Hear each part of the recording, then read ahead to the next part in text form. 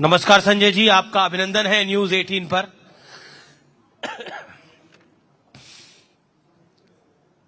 देर लगी लेकिन दोनों तरफ सीटों का बंटवारा हो गया। फाइनली आप लोग खुश हैं? नहीं, बिल्कुल खुश है और बहुत ही एमिकेबली हम लोगों ने सीटों का बंटवारा किया और आप देख रहे होंगे कि हम लोग का सीटों का बंटवारा कौन कहां पे क्या लड़ेगा और कैंपेन सब एक साथ हम लोगों ने प्लान किया और अब हम लोग फील्ड में काम कर रहे हैं, तो वो कोई इशू नहीं जी। लेकिन विपक्ष का दावा है कि एनडीए जीता तो नीतीश कुमार को बीजेपी सीएम नहीं बनाएगी, और हालांकि देश के गृह मंत्री अमित शाह ने अभी कुछ देर पहले बिल्कुल स्पष्ट किया है कि अमित शाह ही बनेंगे। लेकिन विपक्ष को ये क्वेश्चन मार्क क्यों आ रहा है उनके दिमाग में? कारण क्या है? मुझे लगता है कि वो दीवाल की लिखावट पढ़ रहे हैं। उनको पता है कि रिजल्ट क्या होने वाला है जी, और रिजल्ट ही नहीं होने वाला है। मैं देख रहा हूं कि उनको ज्यादा चिंता एनडीए को लेकर के है, तो इसलिए वो इस सब नैरेटिव को क्रिएट करने की कोशिश करते हैं। कोई और नैरेटिव उनके पास बचा नहीं है। जेडीयू में क्या हो रहा है, एनडीए में कौन लीडरशिप होगा, इसी इशू पर हमेशा वो कुछ न कुछ आता रहता है। डे वन से हम लोग कह रहे हैं। लेकिन शक इसलिए हुआ क्योंकि महाराष्ट्र में एकनाथ शिंदे जी सीएम थे, फिर वो सीएम नहीं बने, इसलिए विपक्ष ज्यादा शक कर रहा है। नहीं, शंका है उनके दिमाग में। विपक्ष को क्यों चिंता है हम लोगों की? शक को करने की चिंता या हम लोगों के अलायंस की चिंता? उनके अलायंस में क्या है? ब्लैकमेल करके लीडरशिप डिक्लेयर होता है। चुनाव अभी शुरू नहीं हुआ, पोर्टफोलियो बंटना शुरू हो गया। कौन बनेगा डिप्टी सीएम, कौन बनेगा? इसको कोई होगा ना, ओवर कॉन्फिडेंस भी तो हो सकता है कि हम ही जीत रहे हैं, हम ही आ रहे हैं, इसलिए मुकेश सहनी डिप्टी सीएम। वो तो हम लोग 20 साल से देख रहे हैं कि क्या जीत रहे हैं, और लोकसभा भी देखे, उसके बाद बाय इलेक्शन भी देखे। तो आपको लगता है तेजस्वी यादव को सीएम डिक्लेयर करने के बाद महागठबंधन को लगता है कि उनकी सरकार आ जाएगी? भाई, दिल्ली हाई कोर्ट ने रेलवे घोटाला में प्राइमा फेसी माना है कि भ्रष्टाचार हुआ। उनको जा करके जवाब देना है। पहले पेपर दिया, उन्होंने कहा कि प्राइमा फेसी गड़बड़ हुआ है। उनको तो दिल्ली जाकर के अपीयर होना है। वो क्या मुख्यमंत्री बनेंगे यहां पर? लोग नहीं देख रहा है सब चीज क्या? लोग देख रहा है। एक लीडर है नीतीश कुमार, 20 साल से बिहार के मुख्यमंत्री, बिहार के सबसे लंबे काल के मुख्यमंत्री, और आज तक उनके ऊपर एक छींटा नहीं। आप उनके ऊपर प्रश्न नहीं ले सकते। लेकिन सवाल यह भी खड़ा होता है कि इस बार जेडीयू 101 सीटों पर लड़ रहा है, कम सीटों पर लड़ रहा है, क्यों? 2015 में हमारा 118 सिटिंग सीट था और 101 पे लड़े थे। लोकसभा में कितना लड़े, अभी हाउस का स्ट्रेंथ क्या है, सारा चीज। हम लोग तो, बीजेपी तो 2 सीट जीतती थी, अब 300 सीट जीत जाती है। तो हर एक चुनाव का, हर एक समय का अपना डायनेमिक्स होता है, और इसलिए हर एक पार्टी चाहता है ज्यादा सीट लड़े। लेकिन हाँ बताइए। लेकिन देखिए, मैं फिर ऑपोजिशन की बात करूंगा। ऑपोजिशन कह रही है देखिए, बीजेपी धीरे धीरे बड़े भाई की भूमिका से जेडीयू को बराबर की भूमिका में ले आई।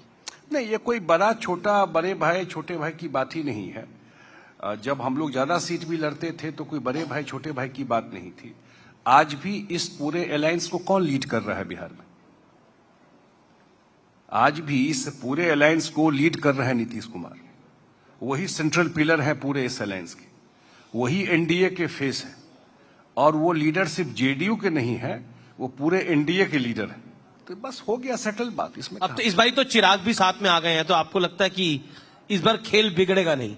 हाँ, नहीं, बिल्कुल नहीं बिगड़ेगा। और एक रिफ्लेक्शन आपने लोकसभा में भी देखा, हम लोग साथ लड़े थे, चिराग पासवान जी भी साथ थे उसमें, और निश्चित रूप से इस विधानसभा चुनाव में बड़े मार्जिन से हम लोग जीतेंगे। अच्छा, ये जो नई नवेली पार्टी आई है, जन स्वराज पार्टी, इसको आप कैसे देखते हैं? क्या आपको लगता है ये आपको तकलीफ दे सकती है या राजद के खेमे को तकलीफ दे सकती है? परेशानी कहां ला सकती है? मुझे नहीं लगता है कि बहुत कोई परेशानी की बात है, क्योंकि मैं पहले भी बोल चुका हूं कि जब चुनाव होता है, चुनाव से पहले चैटर बहुत होता है, बहुत इशूज को लेकर के, पार्टी को लेकर के, लेकिन वोट के दिन जब लोग निकलते हैं तो वो बाइपोलर ही चुनाव हो जाता है। वोट को कोई वेस्ट नहीं करता है। तो जो भी निकलेगा या तो एनडीए के पक्ष में निकलेगा या महागठबंधन के पक्ष में निकलेगा। लार्जली तो ये इसी लाइन पर मुझे लगता है कि ये चीजें होंगी। मुझे इस चुनाव में तो बहुत कुछ नहीं दिखता। इस चुनाव में आपको बहुत कुछ नहीं दिखता है, लेकिन देखिए एक उनका उठान तो था, इसमें तो कोई दो राय नहीं है।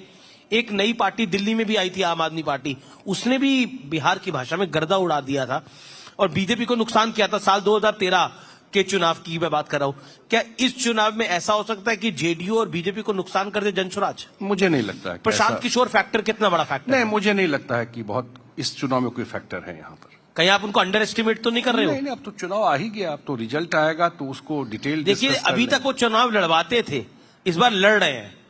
मैं बताया कि आप रिजल्ट आ जाएगा, अब तो चुनाव आ गया और चुनाव के रिजल्ट के बाद इस पर डिबेट करेंगे तो ज्यादा बेटर होगा। मुझे नहीं दिखता है ग्राउंड पर कि बहुत कुछ असर इस चुनाव में होने वाला है। राहुल गांधी बिहार में थे, उन्होंने प्रधानमंत्री पर एक टिप्पणी करी है, कहा ड्रामा करते हैं और कहा कि ये वोट के लिए कुछ भी कर सकते हैं, अगर नाचने को बोला जाएगा तो नाच भी सकते हैं। ये शर्मनाक है, ये इससे ज्यादा शर्मनाक नहीं कुछ हो सकता है। देश के प्रधानमंत्री और थर्ड टर्म जनता के द्वारा चुने हुए प्रधानमंत्री है, इस सब पूरे देश के लिए प्राइड की बात है। और मुझे लगता है एज गैप भी बड़ा है दोनों के बीच में। इस तरह की भाषा का प्रयोग करना लीडर ऑफ अपोजिशन का, मुझे लगता है कि इनके रहते रहते वैसे भी गर्त में चला गया कांग्रेस, इसका नाम लेवा इस देश में कोई नहीं बचेगा। इस चुनाव में देखिए, आप कह रहे हैं नाम लेवा नहीं बचेगा? नहीं बचेगा। ये तो बिहार में घूमने आए थे ना, बिहार में प्रचार करने आए थे। 16 दिन एसआईआर पर यात्रा किए, वोट चोरी पर। वोट चोरी पर आपको चर्चा सुनाई पड़ता है? अब ये मुद्दा बचा इनका। राहुल गांधी तो बात करते, तेजस्वी यादव नहीं करते हैं। अरे भाई, इनका मुद्दा बचा। हम लोग तो कह रहे हैं इसी मुद्दा पे चुनाव लड़ लीजिए चलकर लोगों के बीच में। 16 दिन उसी रोड पे चले जो रोड नीतीश कुमार ने बनाया है। अपने समय के रोड पे चलते तो 2 दिन में दिल्ली भाग जाते। वो रोड बना हुआ था नीतीश कुमार का, तो इसलिए ये पर्यटन कर रहे थे उस पर। अब फिर निकल गए 2 महीना के लिए। कहां 2 महीना से आया है यहाँ पर? जी आज आया है सर। जी। गृह मंत्री अमित शाह ने अभी कुछ देर पहले इसी मंच पे बोला कि राहुल गांधी ने छठ पर्व का अपमान किया है।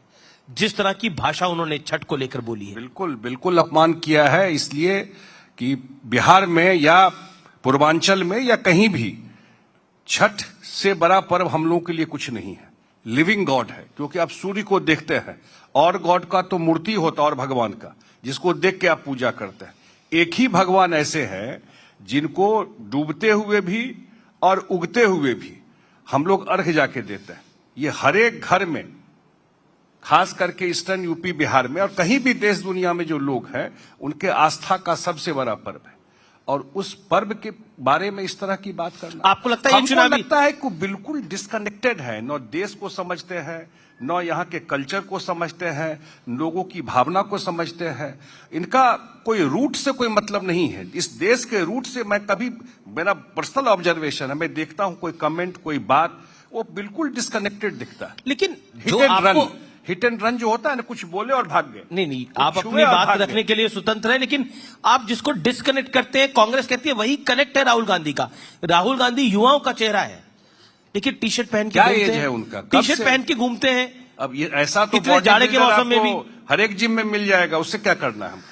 लेकिन पर्पस है कि आइडिया क्या है देश के लिए?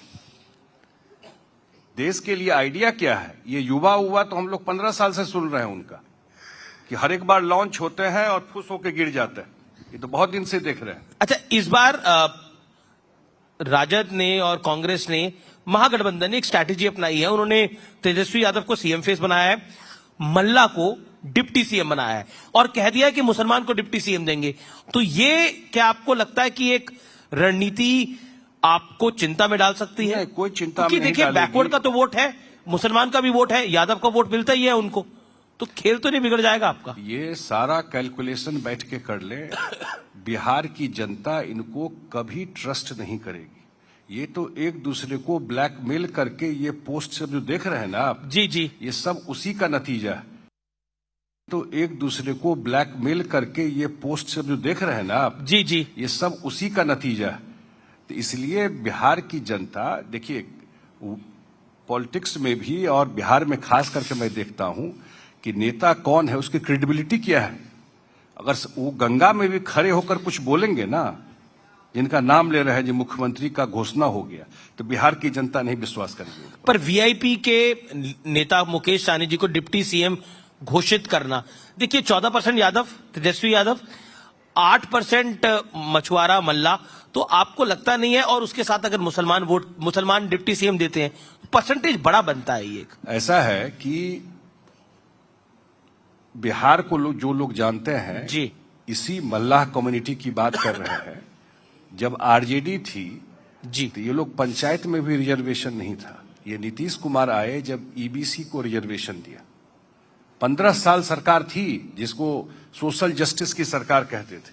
नीतीश कुमार जी ने पहली बार रिजर्वेशन दिया और कितना मल्लाह का बेटा मुखिया, प्रमुख, जिला परिषद बन करके निकला पिछले 4 चुनाव में, या उनके लिए अन्य व्यवस्थाएं की। तो इसलिए जो भी कम्युनिटी का नाम ले रहे हैं, वो सब लोग जानते हैं कि उनके लिए कौन काम किया या कौन काम करेगा। इसलिए मुझे नहीं लगता है कि कहीं आप किसी के साथ अलायंस कर लेते हैं या कोई और बात कर लेते हैं, लेकिन मेन ट्रेड्स जो आपका है उसके बारे में बिहार की जनता जानती है। आपके पार्टी का, आपके जो विचार है, आपका जो कंडक्ट रहा है, आपका जो अतीत रहा है, ये सब बिहार की जनता जानती है। हम बिहार के मुद्दों की बात कर रहे हैं, तो एक मुद्दा जो कि ऑपोजिशन इसको अपने तरीके से उठा रहा है, तेजस्वी यादव नीतीश कुमार जी की स्वास्थ्य को लेकर, हेल्थ को लेकर बड़े सारे बयान देते हैं। उस विषय पर आप क्या कहना चाहते हैं? क्या आपको लगता है वो चुनावी विषय अब बन गया है? आज मैं गया था मुख्यमंत्री के साथ, सुबह से मैं नालंदा। हाँ, नालंदा 9 बजे सुबह हम लोग, मैं इसलिए चर्चा कर देता हूं, 9 बजे सुबह हम लोग निकले हैं और एक जगह ड्रॉप हुए और वहां से बाय रोड ही हम लोगों ने कार्यक्रम किया। आज उनकी 7 पब्लिक मीटिंग थी। कितनी? 7 पब्लिक मीटिंग थी। और मुझे लगता है कि कम से कम 200 किलोमीटर, क्योंकि बाय रोड ही सब पूरे उस जिला में ट्रेवल किया है। 7 विधानसभा है, 7 मीटिंग करके हम लोग 7 साढ़े 7 बजे लौट के आए हैं। मैं इसलिए दे रहा हूं कि पिछले 6 महीने में जितना मूवमेंट, या इस चुनाव में मुझे लगता है जब से ये कैंपेन शुरू हुआ है, शायद सबसे ज्यादा मीटिंग और एक्टिविटी उन्हीं का रहा है। अक्रॉस पार्टी लाइन सबसे ज्यादा एक्टिव पूरे बिहार में मूवमेंट उनका रहा है। तब तो कोई कुछ बचा नहीं है। और मैंने बताया ना पहले भी आपको, उनके काडर को भी मालूम है, उनके समर्थक को भी मालूम है कि रिजल्ट क्या होने वाला है। अच्छा, ओवैसी की पार्टी का महागठबंधन के साथ अलायंस नहीं हुआ। आरोप ये लगता है कि वो एनडीए की ही बी टीम है और नुकसान राजद और कांग्रेस को करेगी। इस आरोप को आप कैसे देखते हैं? उनका अपना तरीका है पॉलिटिक्स करने का। सीमांचल में जाके चुनाव लड़ते हैं, अपनी बात करते हैं, सीट भी निकाल के ले आते हैं। अगर बी टीम या सी टीम कोई होता, वही मैं सोच रहा हूँ। पर इस बार आपको लगता है कुछ सीट निकलेंगी उनकी? मुझे नहीं आइडिया इस चीज का। पिछली बार भी 3-4 सीट आ गया था उनका, 4-5 सीट आ गया था। 5 सीट आ गया था, पर वो सब विधायक चले गए थे दूसरी पार्टी। हाँ, वो ठीक है, लेकिन चुनाव जीते थे उनका पार्टी सीमांचल में 5 सीट जीत गया था पिछली बार। अच्छा, एक और सवाल, क्योंकि बिहार में है, संतोष कुशवाहा, गोपाल मंडल जैसे पुराने नेता कुछ नाराज हैं। नहीं, देखिए, हर एक चुनाव में कुछ लोग जाते हैं, कुछ लोग आते हैं, और सबको आप संतुष्ट नहीं कर सकते हैं, सबको आप टिकट नहीं दे सकते हैं। हर एक चुनाव में पार्टी अपने हिसाब से एसेस करती है चीजों को, तो वही तना ही है। पर मतलब पुराने नेता, इसलिए मैंने सवाल पूछा। हाँ, नहीं, ठीक बात है जी, लेकिन मैंने कहा ना कि हर एक चुनाव में कुछ लोग आते भी हैं, कुछ लोग चले भी। एक मैनिफेस्टो आया है महागठबंधन का, और उन्होंने हर घर नौकरी का वादा किया है, और भी बड़ी बड़ी लोक लुभावनी बातें हैं, लेकिन ये जो सबसे बड़ा फैक्टर है, उनको लगता है ये गेम चेंजर है। हर घर को अगर नौकरी देंगे तो गेम बन जाएगा। How do you take it? मुझे एक बात बताइए, इस सब इकोनॉमिस्ट दुनिया का फेल कर जाएगा इस थ्योरी को सुन करके। अगर हर एक घर को नौकरी देंगे तो कैलकुलेट करके देखा है आपने, जो कितना पैसा, कोई भी चीज आप घोषणा करते हैं तो स्वाभाविक है साइड बाय साइड आप ये बताते हैं कि इसका वित्तीय व्यवस्था आप कैसे करेंगे। ऐसे ही आप जाकर के बोल देंगे तो मैंने कहा ना, क्रेडिबिलिटी ही नहीं बची है इनकी। लोग हंस रहा है, पत्रकार पूछते हैं कि कहां से पैसा लाएंगे, तो दाएं बाएं करने लगता है। आप पूछिए ना जाकर के कि भाई इतने लोगों को आप जॉब देंगे। नहीं, बिहार के बजट से तो ये 3 गुना हो जाएगा। 9 लाख करोड़। अभी कुछ देर पहले देश के गृह मंत्री अमित शाह ने भी ये बात को बोला, लेकिन मैं फिर भी ये पूछ रहा हूं, लेकिन कुछ फैक्टर्स क्लिक करते हैं। आप याद करिए, लोकसभा चुनाव था, कहा कि संविधान बदल देगी, भारतीय जनता पार्टी एनडीए सरकार में आएगी, तो क्लिक करा, महाराष्ट्र में क्लिक करा, यूपी में क्लिक करा। तो अगर ये फैक्टर क्लिक करता है, देखिए घोषणाएं तो आप लोग भी करते हैं, कितनी पूरी करते हैं वो तो बात की बात होती है, लेकिन अगर क्लिक कर गया तो क्या करेंगे? इसकी काट क्या है? लीडरशिप की क्रेडिबिलिटी होती है। मैं फिर रिपीट कर रहा हूं, वो गंगा में खड़े होकर के भी कुछ बोलेंगे, बिहार की जनता नहीं विश्वास करेगी। एक, और इस तरह की बात जब वो करते हैं तो आप 10 पब्लिक से पूछ लीजिए कैसे हंसता है उन पर। लोग जानता है ना किस केस में बुलाया गया है। जमीन, नौकरी के बदले जमीन लिखाने के लिए यही केस है, यही ट्रैक रिकॉर्ड है उनके पार्टी, उनके इन लोगों का। इसलिए कोई ऐसा आप चीज जाकर के बोलेंगे। नीतीश कुमार बोल रहे हैं कि अगले 5 साल में मैं 1 करोड़ लोगों को नौकरी और रोजगार दूंगा, तो लोग समझ रहे हैं कि नीतीश जी बोल रहे हैं तो ये डिलीवर करके दे। अब वो जीविका दीदी को आप लोग 10,000 रुपए देते, वो कहते मैं 30,000 दूंगा। अब मैंने कहा ना कि घोषणा पत्र में सब कुछ भी मैं बोल रहा हूं, इस सारा डिस्परेशन का साइन है।